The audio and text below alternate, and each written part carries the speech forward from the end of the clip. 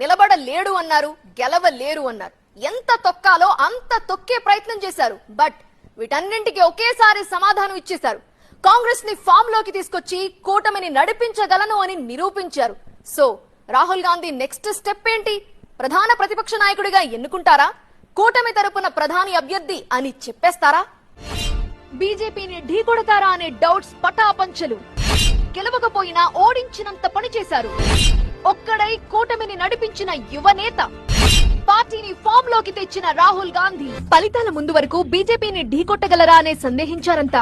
2014లో సొంతగా ప్రభుత్వాన్ని ఏర్పాటు చేసి 2019లో అంతకు మించి ఫలితాలు సాధించి 2024కి ఏకంగా 400 టార్గెట్ పెట్టుకుంది బీజేపీ. ప్రత్యర్థి తలెత్తి చూడాలంటేనే గుండెలు జారిపోవాలి అనే రీతిన ఎదిగి కూర్చుంది కమలం పార్టీ.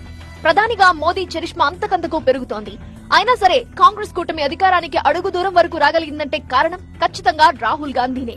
బీహార్ లో కూటమి పార్టీ అయిన ఆర్జేడీ అనుకున్నన్ని సీట్లు దక్కించుకోలేకపోయింది.